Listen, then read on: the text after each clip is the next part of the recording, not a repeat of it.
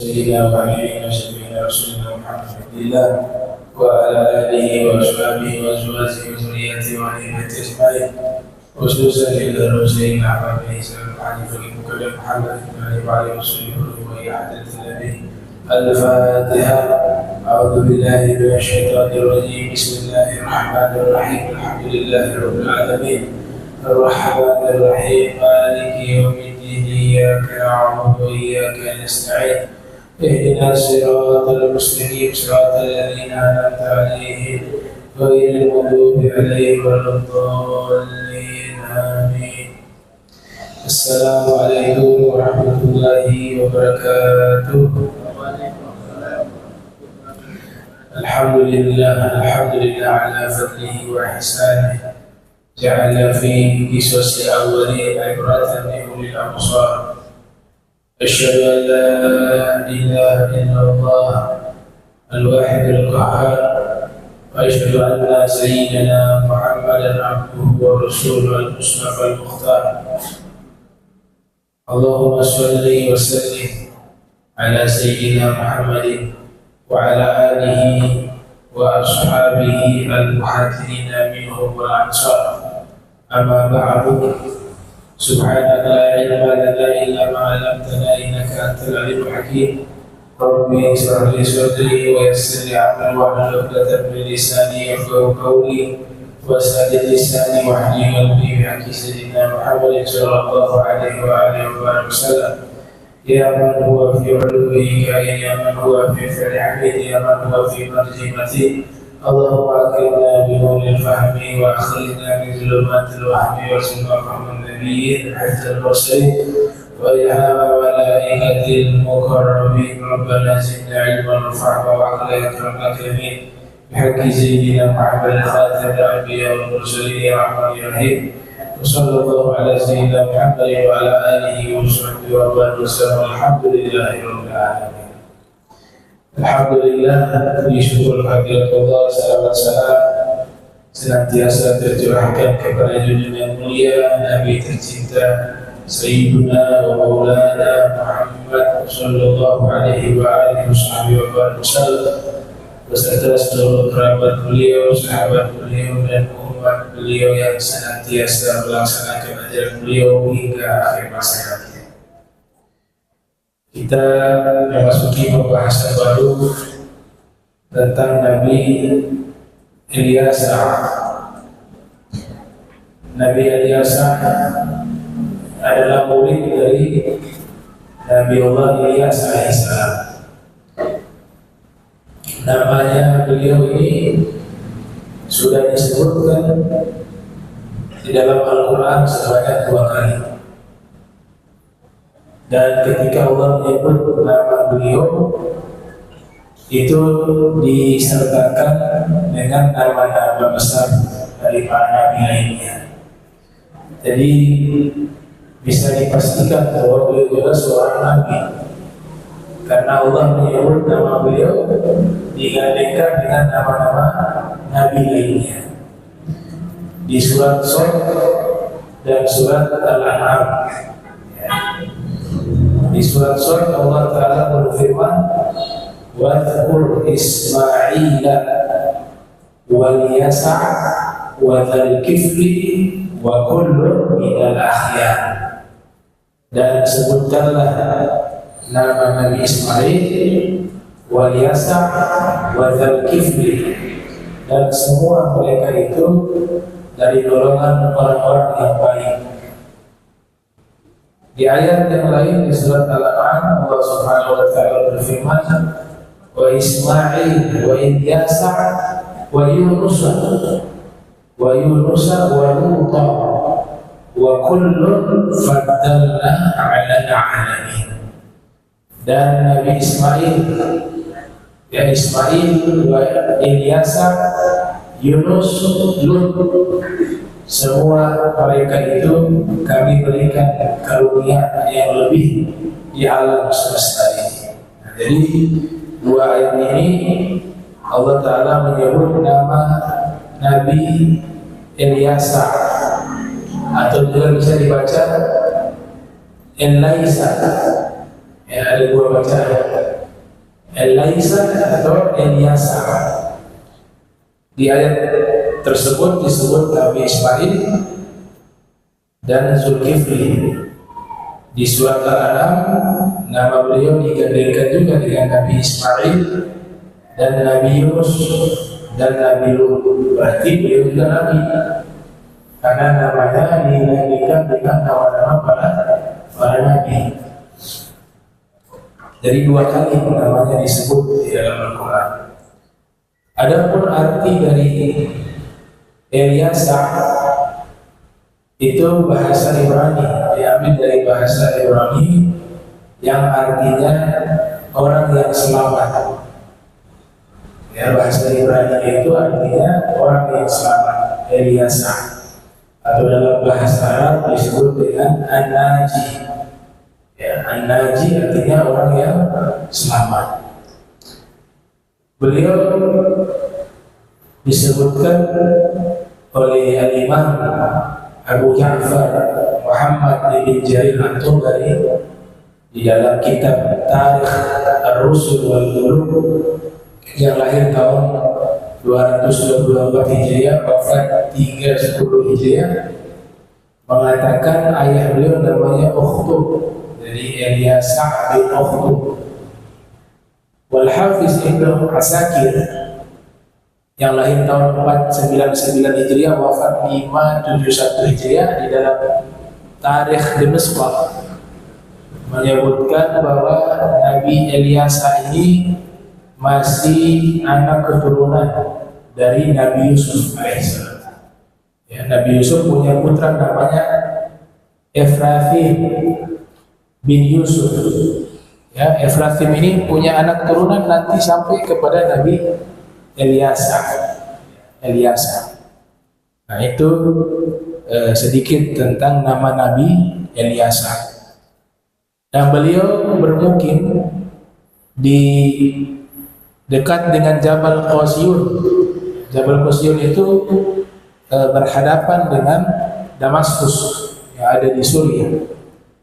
Tidak jauh dari tempat itu, itulah tempat tinggal beliau bersama ibu beliau, yang diceritakan tentang kisah Nabi Ilyas alaihissalam dalam pelariannya. Beliau sembunyi dari kejaran musuh di dalam goa yang ada di Jabal Qasyun selama 40 hari. Setelah itu, ketika sudah diketahui tempat persembunyian beliau, Nabi Ilyas pun mencari tempat persembunyian yang baru. Ternyata tidak jauh atau ada di sekitar lokasi tersebut, beliau jumpai satu rumah. Ternyata rumah itu dihuni oleh seorang wanita yang salehah dan ada anak laki-laki yang masih muda namun dalam keadaan sakit.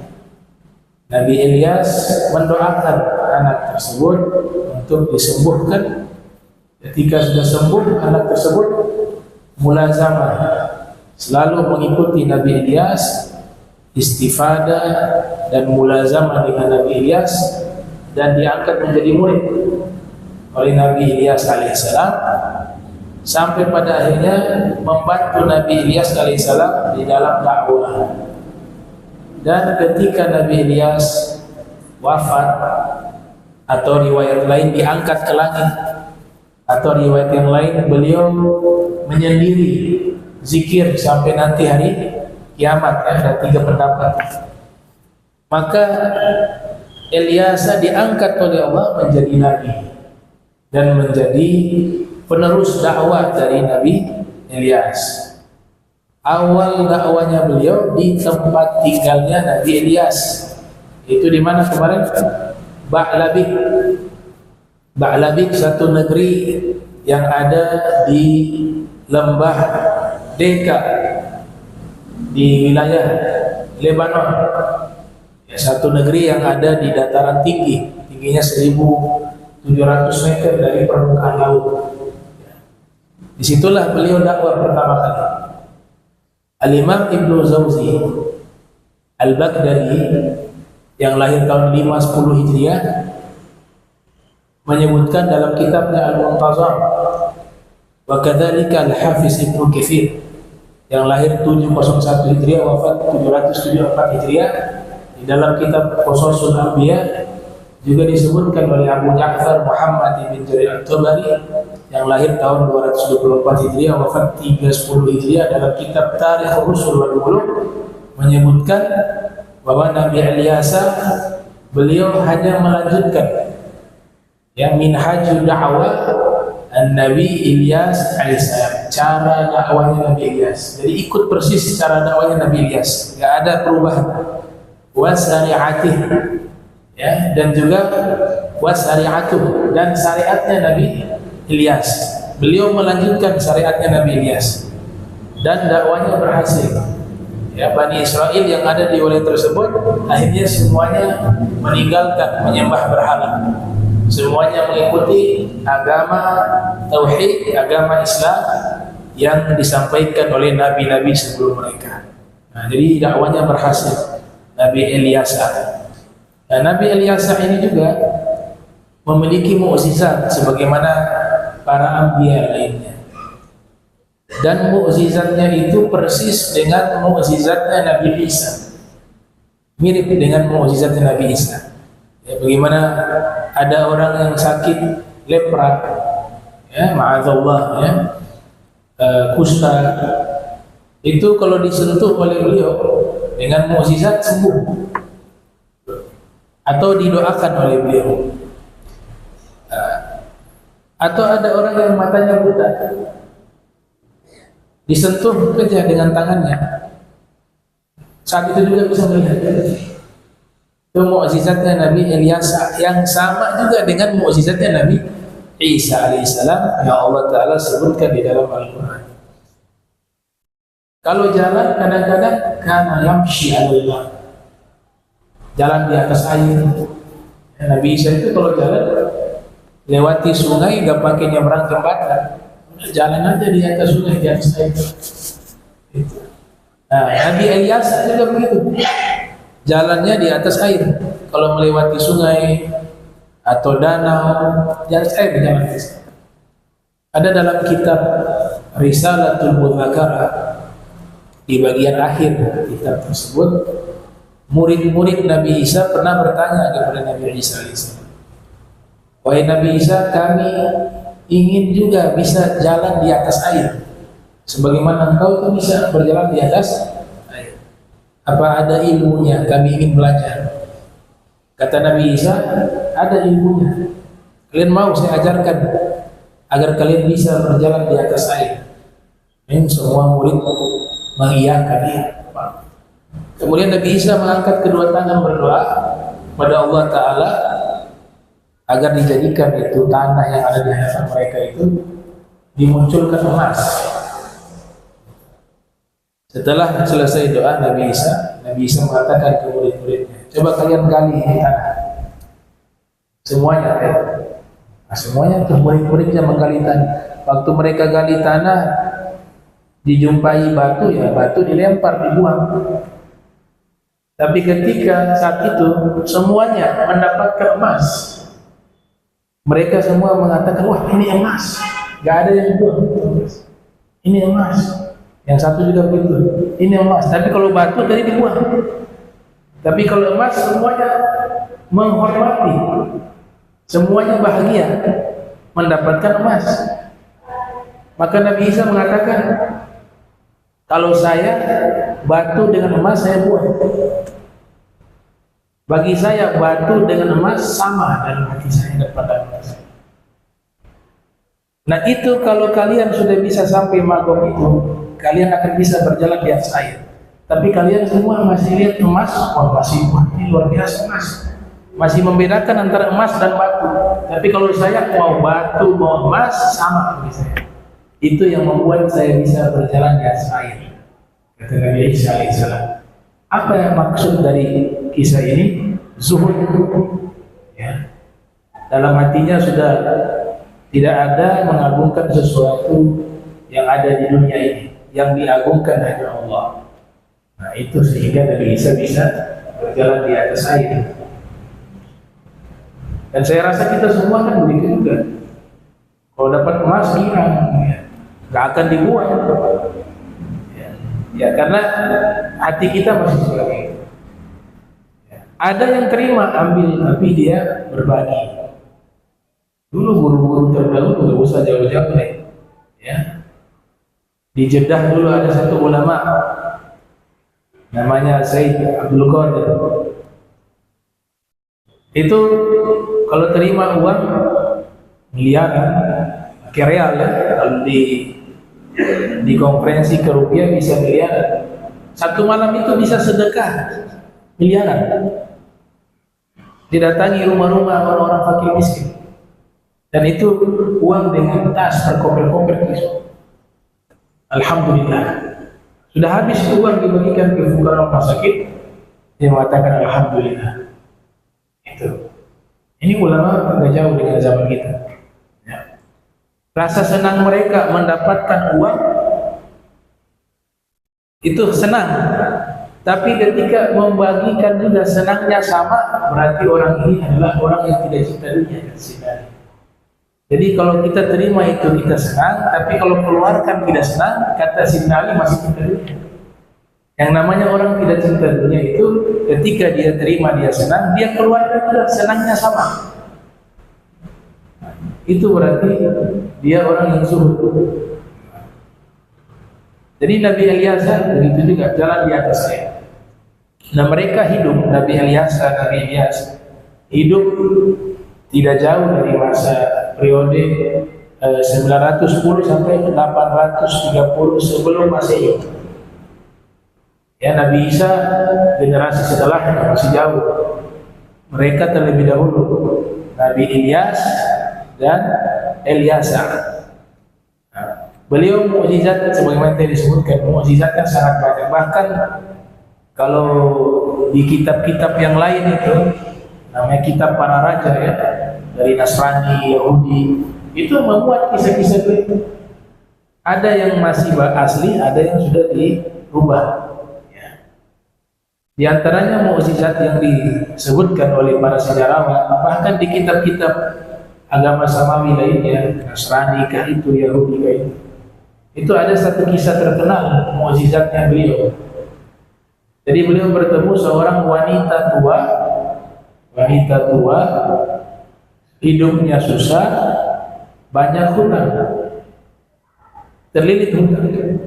Ketemu Nabi Ilyas, wahai Nabi, saya banyak hutang, nggak bisa bayar, sedangkan saya orang susah. Nabi Ilyas lihat itu ibu membawa satu botol isinya minyak zaitun. Kata Nabi Ilyas, saya panggil murid-murid saya dulu. Nanti mereka bawa botol, nanti ibu tuangkan itu minyak di botol-botol kosong. Maka murid-muridnya mengambil botol-botol kosong, dibawa di hadapan Nabi Ilyas dan di hadapan ibu yang sudah tua tadi. Kemudian beliau doa di situ. Jadi botol kosongnya banyak. Beliau doa. Setelah selesai doa, beliau perintahkan sang ibu, coba ibu tuangkan di botol-botol kosong. Padahal minyaknya itu sedikit, hanya satu botol.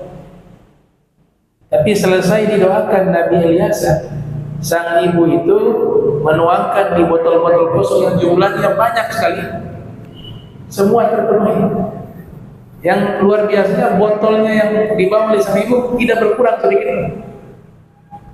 Setelah semuanya sudah terisi, baru Nabi Ilyas mengatakan ke murid-muridnya, kalian tolong bawa ini ke pasar, jual. Nanti hasilnya kasih ke ibu. Dijual sama murid-muridnya. Dijual. Sudah laku, baru dikasih. Bukan dihina. Ajaran para nabi itu ditolong, dibantu, bukan dihina. Dibantu. Setelah sudah dijual semua laku, baru dikasih. Ya gitu. Nah ini juga nih. Jadi ilmu itu gak salah ya. Yang salah orang. Ajaran Islam itu ajaran akhlak yang sangat mulia. Sangat mulia. Gak dibenarkan dalam agama kita menghina orang, mencaci maki orang, bahkan dengan orang yang berbeda akidah dengan kita. Kalau kita jelaskan hukum sekedar menjelaskan, bukan agar caci maki, menghina, apalagi sesama muslim. Begitu. Nabi katakan cukuplah seorang muslim itu hina jika dia merendahkan saudaranya yang muslim. Ya. Dan ilmu kalau benar-benar dipelajari tidak mungkin membuat orang itu jadi jahat. Cuma kan zaman sekarang selalu diberikan gelar terlalu mudah. Ya, orang ceramah langsung bilang ulama. Nah, ulama itu sangat mulia. Ulama itu pasti berakhlak mulia. Para ulama itu orang yang paling takut kepada Allah. Orang yang paling baik akhlaknya. Orang yang hatinya paling lembut, itu ulama. Cuma ini diangkat-angkat saja yang jadi ulama. Makanya ada pepatah Arab mengatakan al-ulama indal awam man sa'idal mimbar. Ulama menurut orang-orang awam, orang yang sudah pernah naik mimbar. Ceramah disebut ulama. Gitu. Nah, makanya yang membawa dakwah ini kalau melakukan satu perbuatan yang tidak baik, secara tidak langsung dia merusak nama baik agama itu sendiri, nama baik gelar itu sendiri. Ya, makanya hati-hati. Ini musibah terbesar itu kata Nabi Muhammad SAW. Al-bala'u muwakkalun bil maqti'. Ya Rasul. Kehancuran ini paling banyak sebabnya lisan. Ada pepatah juga mengatakan bahwa al-lisan ahadu minas sayf. Lidah itu lebih tajam dari pedang. Kenapa lidah itu lebih tajam dari pedang? Kalau pedang hanya bisa melukai tubuh bagian luar. Tapi kalau lidah itu dia mampu menyayat hati yang tersembunyi di dalam tubuh. Maka lisan lebih tajam dari pedang. Kalau pedang hanya mampu menyayat tubuh, fisik luar, tapi lidah mampu menyayat hati yang tersembunyi dalam tubuh. Maka al-lisan ahad minas sayf. Lidah itu lebih tajam dari pedang. Sayyidina Ali pernah mengatakan juga al-lisan kal asad. Lidah seperti singa. Iza haristahu hafizah. Kalau kamu pandai menjaganya, dia akan menjaga.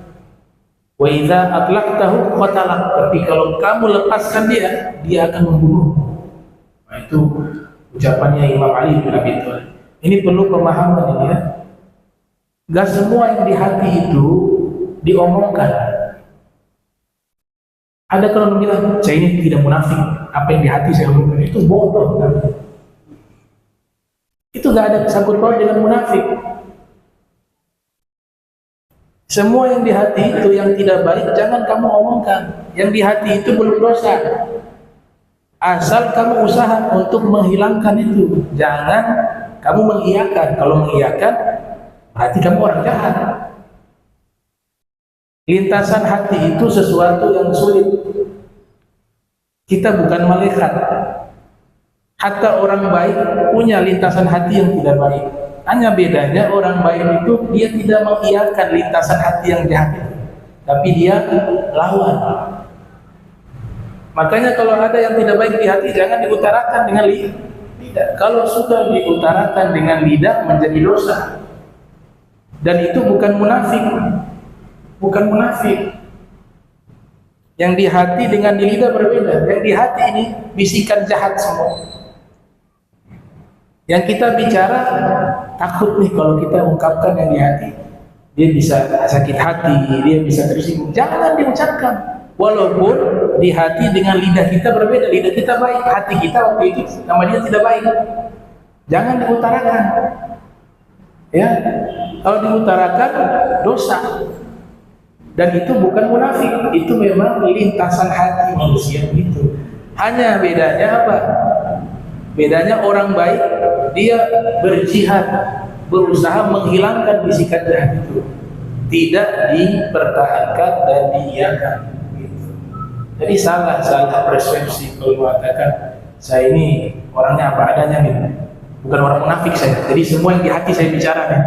Boleh gitu. Berarti berapa banyak bisikan jahat dari lidah yang nanti menyakiti hati orang. Gitu. Cara yang benar apa? Kamu tetap berusaha mengucapkan kalimat yang baik, sekalipun itu berbeda dengan isi hatimu yang isinya jahat. Akan tetapi kamu juga berusaha menghilangkan bisikan jahat itu. Itu bukan munafik, itu memang sikap seorang yang baik sebenarnya. Harusnya orang apa adanya, apa yang di hati saya bukan orang munafik ya. Nah, ini karena apa? Munafik bukan itu. Justru kita harus bersikap seperti itu. Ya, jaga lisan. Nabi katakan, jaga lisan. Ya. Ihfad lisanak. Jaga lisanmu, kata Rasul Muhammad SAW. Nanti yang baik-baik itu yang di hati diutarakan. Ini lidah ini kan hanya menerjemahkan isi hati. Gak ada orang yang lidahnya itu tiap hari sumpahin orang, caci maki orang, cerita tinggi kan, orang terkenal cerita tinggi, ceritanya di atas langit terus, gak pernah di bawah, gak pernah ceritanya itu tawadhu, semua dia bisa. Ya, padahal dia sekolahnya misalnya jurusan ekonomi, tapi karena hatinya ketinggian, semua bidang dia harus di atas. Di agama dia bicara agama, kedokteran, seakan-akan pengen tahu semua, gitu, gak boleh. Nah itu menandakan hatinya apa? Hatinya ini tinggi, kibir, gak mau ada orang di atas, padahal ngawur semua penjelasan. Dan orang yang sombong ini bahaya. Orang yang sombong ini gak akan bisa dapat kebaikan. Ada pepatah mengatakan ar-rijal arba'atun. Jenis manusia ada 4 macam. Ada rajulun yadri wa yadri annahu yadri fadzalika 'alimun fattabi'hu. Ada orang yang tahu dirinya berilmu. Orang ini berilmu dan dia tahu dirinya berilmu, maka itu orang alim. Ikuti dia, belajar. Ada yang kedua, rajulun yadri wa la yadri annahu yadri. Orangnya berilmu tapi tidak tahu dirinya berilmu, sehingga dia tidak mau berbagi ilmu, tidak mau mengajar, minder, merasa saya bukan orang berilmu. Padahal berilmu, dia sekolahnya puluhan tahun. Ini adalah orang tidur. Baik itu, kasih bangun dia agar dia mengajar. Ada yang ketiga, rajulun la yadri wa yadri annahu la yadri fadzalika mustarsyidun farsyidun. Ada orang yang tidak tahu, dia tidak punya ilmu dan dia tahu diri, saya tidak punya ilmu. Maka orang ini adalah orang yang sedang mencari petunjuk, meminta petunjuk. Maka berikanlah petunjuk kepadanya. Yang celaka yang keempat, rajulun la yadri wa la yadri annahu la yadri fadzalika mutakabbirun fanbuzur. Orangnya dia tidak tahu, tidak punya ilmu, tapi dia tidak mengetahui bahwa dirinya tidak punya ilmu dan merasa dirinya punya ilmu. Kata para ulama, ini ucapannya Imam Khalil Al-Farahidi. Dia mengatakan apa? Ini adalah orang yang sombong. Fanbudhu, maka tinggalkanlah orang tersebut. Ada gensetnya? Tunggu dulu. Ada sound itu. Sound portabel. Ikhwan muslimin rahimahullah. Nah, beliau dakwanya lebih luas dari Nabi Ilyas alaihissalam. Dari wilayah dakwanya sudah masuk juga ke Palestina, ke Suriah. Dan dakwanya beliau itu luar biasa. Artinya beliau dakwah sampai di usia sangat tua, tidak pernah henti-hentinya berdakwah. Tapi ketika usia sudah senja, sudah tua, beliau juga sadar diri kalau saya meninggal siapa penerus. Beliau kumpulkan kaumnya dikumpulkan, kemudian beliau mengatakan, siapa di antara kalian yang bisa menjamin, bisa menunaikan 3 syarat, maka dia akan menjadi penerus di dalam dakwah. Syarat pertama adalah di waktu siang berpuasa, waktu malam sholat tahajud, dan tidak pernah marah seumur hidup. Kalau 3 syarat ini bisa dipenuhi, maka orang itulah yang akan melanjutkan dakwahku, kata Nabi Ilyas. Ternyata yang angkat tangan seorang pemuda. Ini riwayat Abu Hatim ya. Ada satu ulama ahli tafsir, ahli hadis, namanya Imam Abu Hatim, yang mengatakan yang angkat tangan satu orang pemuda. Karena mungkin Nabi Ilyas melihat ini orang masih muda, mungkin kasih kesempatan yang lebih tua. Besok harinya, jadi tidak dihiraukan itu. Ini anak pemuda yang angkat tangan. Sudah, kalau gitu besok lagi dikumpulkan lagi besok hari dengan mengajukan pertanyaan yang sama. Siapa yang meneruskan dakwah saya, dia harus menunaikan 3 syarat. Setiap waktu pagi, siang puasa, waktu malam sholat tahajud atau sholat malam, dan tidak boleh marah seumur hidup. Tidak ada yang angkat tangan. Yang angkat tangan pemuda itu. Akhirnya karena sudah berkali-kali yang berani menjamin bisa melaksanakan 3 hal itu, pemuda tersebut, maka Nabi Ilyas akhirnya menerima.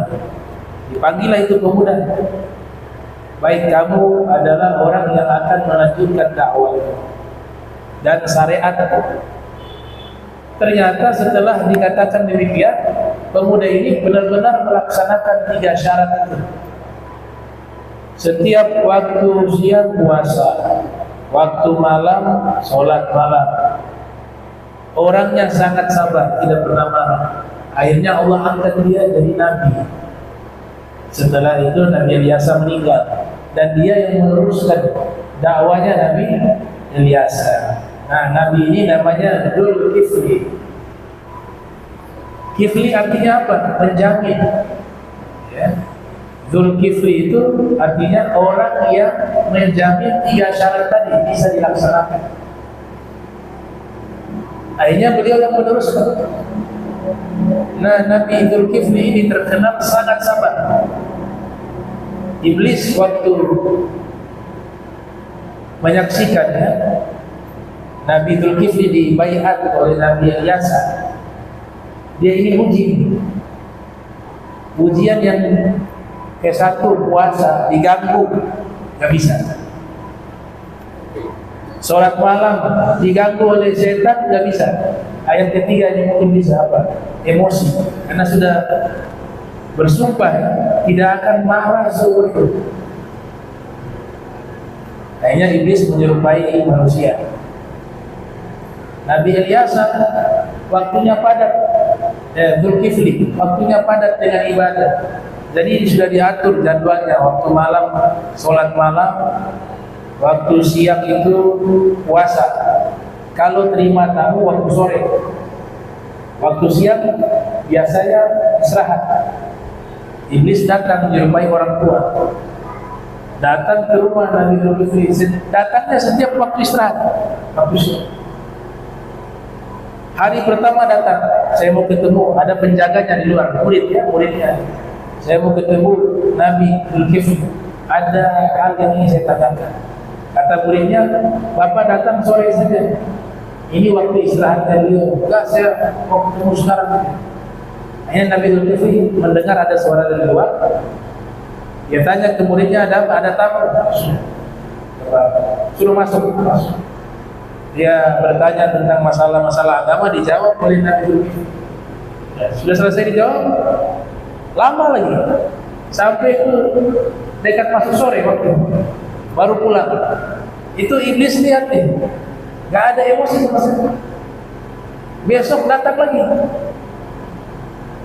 di waktu siang juga, waktu istirahat datang lagi, ketemu lagi Nabi Dzulkifli, orang yang sama, masih pertanyaan lagi. Akhirnya hari ketiga Nabi Dzulkifli bilang ke muridnya, nanti bilang siapapun tamunya di waktu siang jangan terima, ya saya istirahat. Bilang waktu sore ketemu saya waktu sore. Baik, istirahat Nabi. Capek di dakwah, ibadah. Tamu datang juga orang yang sama. Di waktu siang juga. Penjaganya itu mau menghalau, bilang mau gak bisa ini. Beliau istirahat, tapi bersikeras mau masuk juga ini bapaknya, tetap dilarang. Akhirnya apa? Dia bisa ini karena dia iblis. Tahu-tahu suruh masuk dalam ruangannya Nabi Zulkifli. Kaget Nabi Zulkifli lagi istirahat, tahu-tahu bapak tua itu sudah di depan. Dari situ Nabi Zulkifli tahu, kamu iblis ya. Mau uji saya punya emosi. Kata iblis, iya benar, luar biasa. Itu saya goda dari hari pertama kedua. Memang emosinya tidak terganggu, tidak marah. Ya. Dan saya mengakui, kata iblis mengakui, kamu orang yang mampu menjaga emosi, tidak marah. Dan syarat tadi kau penuhi, kifil ya, menjamin 3 syarat. Selalu ibadah puasa di waktu siang, ibadah sholat di waktu malam yang boleh, dan tidak pernah marah. Itu saya mengakui 3-3-nya engkau laksanakan. Akhirnya diberikan gelar Zulkifli, orang yang mampu menjamin 3 syarat tadi. Nabi Zulkifli. Kisahnya di Al-Quran tidak terlalu banyak, hanya sebut nama saja. Sama seperti Nabi Ilyas, tidak ada cerita, hanya sebut nama. Yang cerita yang kami ceritakan ini itu diambil dari kitab-kitab sejarah. Kitab-kitab sejarah. Nabi Ilyas akhirnya meninggal dunia. Ya, meninggal dunia dan dikuburkan, ada hilaf, ada yang mengatakan di Palestina, ada yang mengatakan di Hijaz, ada yang mengatakan kuburannya di Turki. Jadi punya sifat luar biasa ya. Nabi Ilyas dan Nabi Zulkifli ini terkenal punya sifat penyabar, sabar. Dan semua para nabi punya sifat sabar. Tapi di antara semua yang paling sabar itu Nabi kita Muhammad SAW. Paling sabar. Sabar tidak ada batasnya, tapi kita yang membatasi sabar itu. Sabar tidak ada batas. Coba kita lihat sabarnya Nabi Nuh. Nabi Nuh itu dakwah 950 tahun. Dakwanya 950 tahun. Yang ikut beliau dan lebih dari 100 orang. Dan orang-orang itu sudah kayak majelis kita nih, orang-orang itu sudah nambah paling 1-2 orang. Ya, itu gak usah berkecil hati. Dakwah kita hanya berapa tahun. Itu Nabi Nuh, seorang nabi lagi, pakai mukjizat juga. Dakwanya 950 tahun, yang ikut hanya tidak lebih dari 100 orang. Bayangkan. Nah, ini kesabaran ya. Kesabaran kita baru berapa tahun sudah mengeluh. Nah, ini begini-begini aja. Nabi Nuh semangat. Kemudian kalau dakwah tidak diterima, jangan bawa-bawa nama Rasulullah. Ini mereka menolak dakwahnya Rasulullah. Mereka tolak kamu, bukan Rasulullah. Jangan bawa nama agama. Kita harus perbaiki diri. Sedikit-sedikit, ini majlis kalian kalau tidak hadir celaka kalian. Ini majlisnya Rasulullah. Rasulullah murka. Kenapa kalian tidak hadir ya? Bukan Rasulullah, mereka tidak hadir bukan karena Rasulullah, karena ente. Gitu. Jangan bawa nama Rasul. Kalau yang tidak baik, bawa nama Rasul. Nah, Nabi Nuh 920 tahun dakwah, sabar. Sampai disebutkan tuh siang, pagi, malam dakwah terus. Enggak ada yang beda. Itu dalam surat Nuh diceritakan, qala inni rabbi da'awtu qaumi laila wan nahar. Ya Allah, aku dakwah kepada kaumku malam siang. Falam yazidhum du'ai illa firara. Enggak ada yang bertambah mengikuti dakwah ini kecuali mereka lari, kata Nabi Nuh. Wa inni kullama da'awtuhum litaghfira lahum ja'alu asabi'ahum fi adanihim wastaghshaw thiyabahum wa asarru wastakbaru istikbar. Kata Nabi Nuh, setiap kali saya ajak mereka agar engkau ampuni dosa mereka, ya Allah, itu mereka memasukkan jari-jari mereka ke dalam telinga. Jadi kalau Nabi Nuh lagi bicara, tutup telinga. Bayangkan, luar biasa. Nabi Nuh sabar 950 tahun. Mereka masukkan jari mereka ke telinga, maksudnya jari telunjuk ya. Wastaghshaw thiyabahum, bahkan ada di antara mereka menutup wajah mereka dengan kain, artinya gak mau lihat dan gak mau dengar. Wastakbaru istikbar, dan mereka semuanya adalah orang-orang yang sangat sombong. Jadi orang-orang yang gak suka dengar ceramah, gak suka dengar nasihat, khawatir masuk di ayat ini. Kan simbolnya apa? Menutup telinga, mendengarkan nasihat. Simbolnya apa? Sombong. Wastakbaru istikbar. Tapi beliau lakukan dengan penuh kesabaran. 950 tahun dakwah, audiensnya kayak begitu, tutup telinga, tutup muka. Dan itu diabadikan dalam Al-Quran. Wastakbaru istikbar, thumma inni da'awtuhum jihara wa in thumma inni a'lantu lahum wa asraktu lahum isra. Kata Nabi Nuh, ya Allah, Nabi Nuh mengadu kepada Allah, saya sudah pakai metode dakwah macam-macam sudah. Dari dakwah sembunyi-sembunyi, 4 mata, mereka juga gak ada yang respon. Dakwah terang-terangan juga gak ada yang respon. Bahkan kadang-kadang dakwah secara sembunyi-sembunyi, terang-terangan, gak ada yang menghiraukan. Yang ikut itu sudah 100 orang itu. Mereka kan umurnya panjang. Akhirnya apa yang terjadi? Sudah 910 tahun, gak ada yang berubah-ubah. Beliau berdoa, wa qala Nuh rabbi la tadar 'ala al-'ardi minal kafirina dayyara. Wahai Allah, jangan sisakan orang-orang kafir tinggal di atas muka bumi. Jadi maksudnya kaumnya ini. Sudah 950 tahun saya gak ada satu pun yang terima. Hanya 100 orang terusnya. Kata Nabi Nuh dalam doanya, innaka in tadharhum yudhillu ibadah wa la yalidu illa fasikan kafar. Beliau mengatakan, ya Allah, kalau engkau biarkan mereka masih hidup, nanti mereka ini akan menyesatkan hamba-hamba yang lain. Dan kalau mereka ini punya anak, anaknya juga sama, fasik dan kafir. Kata Nabi Nuh. Maka saat itulah Allah turunkan banjir yang maha dahsyat, yang disebutkan mimma khati'atihim ughriqu fa udkhilu nar falam yajidu lahum min dunillahi ansara. Yang artinya apa? Maka sebab kejahatan mereka itu kami tenggelamkan mereka semua. Yang selamat hanya yang di kapal itu. Semuanya tenggelam, mati semuanya. Sudah mati tenggelam, kata Allah, nanti dimasukkan ke neraka. Dan mereka tidak dapati siapapun sebagai penolong kecuali Allah. Yang selamat orang yang didoakan Nabi Nuh. Rabbi firli wali walidayya waliman dakhala baiti mu'mina walil mu'minina walil mu'minat walam tajid dhalimina illa tabara. Ya Allah, ampunilah aku, orang tuaku, dan orang yang masuk ke rumahku dalam keadaan beriman. Itu ditafsirkan masuk ke kapal. Ya, karena yang beriman ini kan nanti ikut Nabi Nuh ke dalam, naik ke kapalnya Nabi Nuh. Dan mereka itulah yang selamat.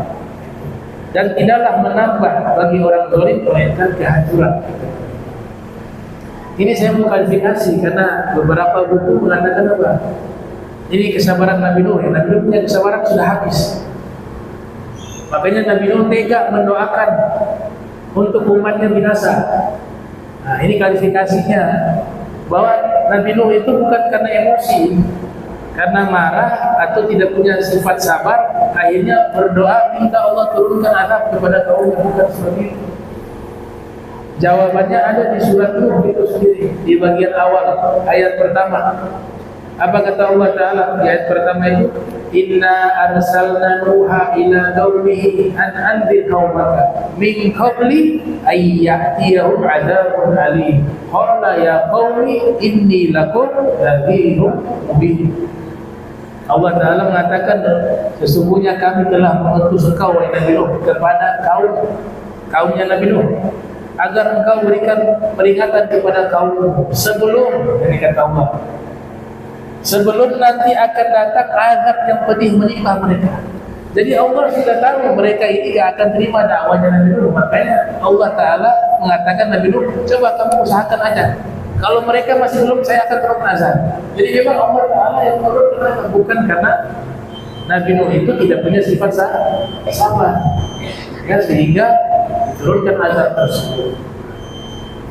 Kalau Nabi kita Muhammad SAW, kesabarannya luar biasa. Selesai perang Uhud, paman beliau terbunuh, Sayyidina Hamzah, sahabat-sahabat beliau juga terbunuh. Ada yang meminta, wahai Nabi, doakan biar orang-orang Quraisy semuanya binasa, orang-orang musyrik itu semua binasa. Apa kata Nabi? Ma bu'ithu la'ana wa la sababa, innama bu'ithu rahmatan lil alamin. Allah utus saya ini bukan untuk caci maki orang, bukan untuk laknat orang, termasuk kepada orang. Allah utus saya sebagai penyebar kasih sayang. Ini habis perang. Kemudian Nabi berdoa, Allahumma ighfir li qaumi fa innahum la ya'lamun. Ya Allah, ampunilah kaumku. Yang dimaksud siapa? Orang-orang musyrik, penduduk Makkah yang musyrik. Ya Allah, ampunilah kaumku, sesungguhnya mereka tidak tahu. Subhanallah. La ya'lamun. Beliau diusir di Taif. Di Taif diusir. Malaikat yang menjaga gunung itu diperintahkan oleh Allah untuk bertemu Nabi. Kalau Nabi izinkan, gunung-gunung yang di Taif akan dibalikkan menimpa masyarakat yang mengusir Nabi Muhammad SAW. Itu bisa hancur. Apa kata Nabi? Termasuk malaikat Jibril, la ya Jibril, asallahu yukhrija min aslati man yaqulu la ilaha illallah. Jangan wahai malaikat, saya masih punya harapan semoga anak turunannya itu ada yang mengatakan la ilaha illallah. Dari kesabaran Nabi Muhammad, sekarang Taif itu muslim semuanya. Taif muslim. Dan ada hal menarik, Taif itu satu tempat yang subur. Di Jazirah Arab itu, di Saudi, sayur-sayur yang ada di kota Makkah, buah-buahan itu ditanamnya di Taif. Jadi Nabi itu berpikir panjang, ini kalau malaikat binasakan, penduduk yang tinggal di Saudi nanti, di Makkah, di Madinah, mereka dapat sayur buah-buah dari mana? Kasihan. Makanya Nabi katakan jangan dibinasakan. Jadi Nabi lihat dari dua sisi, berharap mereka masuk Islam, dan yang kedua dari sisi apa? Kesuburan tanah. Taif itu tempat subur. Kalau ini hancur, ini rusak, dari mana mereka dapat sayur, buah-buahan? Semua itu diambil dari Taif. Dia dataran tinggi, ya, puncak. Cuacanya dingin. Matahari panas, tapi anginnya itu dingin di Taif. Nah, ini kesabaran daripada Nabi Muhammad Sallallahu Alaihi Wasallam. Insyaallah pertemuan berikut kita lanjutkan lagi pembahasan. Ini berikut kita sampai di Nabi siapa ya? Oh, Nabi Zakaria, Nabi Yahya, Nabi Yunus, insyaallah ya. Nabi Yunus bin Matta. Nabi Yunus ini tinggal di Mosul, di Irak. Beliau, ada yang mengatakan Matta itu nama ibunya. Makanya dua orang Nabi yang menggunakan nisbat anak ke ibu itu dua. Nabi Isa bin Maryam, ada yang mengatakan Yunus bin Matta. Ya. Riwayat kedua mengatakan Matta nama ayah. Beliau tinggal di kota namanya Nainawa. Nama kota Nainawa. Dan di hadis disebut Sayur labu itu pertama kali tumbuh itu karena berkat Nabi Yunus alaihissalam. Karena Nabi katakan innahu syajaratu akhi Yunus. Nabi ditanya, kau suka makan sayur labu? Kemudian dia pohon saudara saya, pohon Nabi Yunus alaihissalam. Insyaallah pertemuan berikut kita membahas kisah Nabi Yunus alaihissalam. Allahumma jam'ana hadza jam'an marhuma wa tafarraqna wa tafarruqan ma'suma wa la taj'al minna wa la minna shay'an mahruma subhanaka wa bihamdika astaghfiruka wa atubu ilaik. Sallallahu Muhammadin wa ala alihi wa sahbihi wa sallam. Walhamdulillahi rabbil alamin. Wassalamualaikum warahmatullahi wabarakatuh.